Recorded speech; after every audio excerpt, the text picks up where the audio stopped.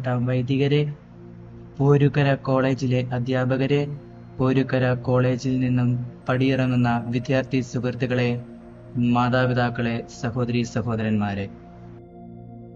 നിങ്ങൾക്ക് കൈകളുണ്ട്, എന്നാൽ എനിക്ക് കൈകളില്ല.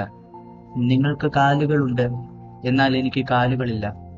നിങ്ങൾക്ക് അപ്പനുണ്ട്, അമ്മയുണ്ട്, എന്നാൽ എനിക്ക് അപ്പനും അമ്മയും ഇല്ല. ഒരുപക്ഷെ വല്ല നായ്ക്കളോ മറ്റു മൃഗങ്ങളോ ഒരു നേരത്തെ ഭക്ഷണത്തിനായി എന്നെ ഭക്ഷിച്ചേനെ. പക്ഷേ ദൈവം എന്നെ കൈവിട്ടില്ല. ദൈവത്തിന്റെ മാലാഖമാരായ സിസ്റ്റേഴ്സ് എന്നെ ഏറ്റെടുത്ത് സംരക്ഷിച്ചു. ആദ്യം കുന്നന്താനത്തുള്ള LSDP സഭാംഗമായ സിസ്റ്റർ ഡോക്ടർ മേരി ലിറ്റിയുടെ, എൻ്റെ ഭാഷയിൽ പറഞ്ഞാൽ എൻ്റെ ലിറ്റിയമ്മയുടെ സംരക്ഷണത്തിലും അവിടുത്തെ ചേച്ചിമാരുടെ സ്നേഹത്തിലും ഞാൻ കഴിഞ്ഞുകൂടി.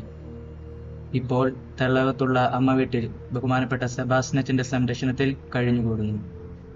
ഞാൻ Mannanam saint Ephraim's higher secondary സ്കൂളിൽ കൊമേഴ്സ് വിഭാഗം 2ാം വർഷ വിദ്യാർത്ഥിയാണ്.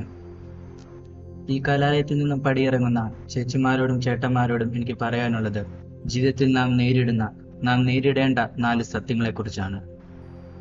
ദൈവം നമ്മുടെ എല്ലാവരുടെയും തലയിൽ ഒരു വര വരച്ചിട്ടുണ്ട്. അതനുസരിച്ച് നമ്മുടെ ജീവിതം മുൻപോട്ട് പോകും. അതാണ് നമ്മുടെ വിധി. അതിൽ നാം വിശ്വസിക്കണം. ഒന്നാമത്തെ സത്യം നമ്മുടെ ജനനമാണ്.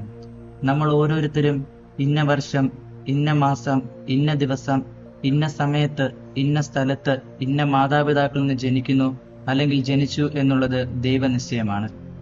എന്നെ എന്തുകൊണ്ട് അംബാനിയുടെ മകനായി ജനിപ്പിച്ചില്ല എന്ന് പരാതിപ്പെടുവാൻ നമുക്ക് ആർക്കും അവകാശമില്ല.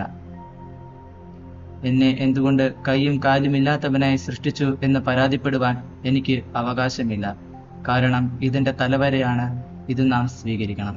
രണ്ടാമത്തെ സത്യം നമ്മുടെ ജീവിതാന്തസ്സാണ്. നമ്മുടെ ജീവിതത്തിൽ നാം എങ്ങനെ ജീവിക്കണം, നമ്മുടെ ജീവിതത്തിൽ നാം എന്ത് ചെയ്ത് ജീവിക്കണം എന്നത് ദൈവനിശ്ചയമാണ്.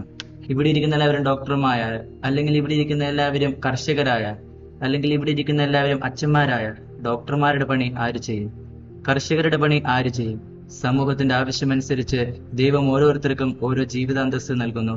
അത് നാം സ്വീകരിച്ചേ പറ്റൂ.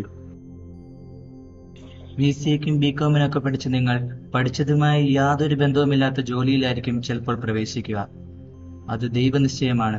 അത് നിങ്ങൾ സ്വീകരിക്കാൻ പറ്റൂ. മൂന്നാമത്തെ സത്യം നമ്മുടെ വിവാഹമാണ്. നമ്മുടെ ജീവിതസഖിയായി ആര് വരും, നാം ആരുടെ കൂടെ ജീവിക്കണം എന്നുള്ളത് ദൈവനിശ്ചയമാണ്.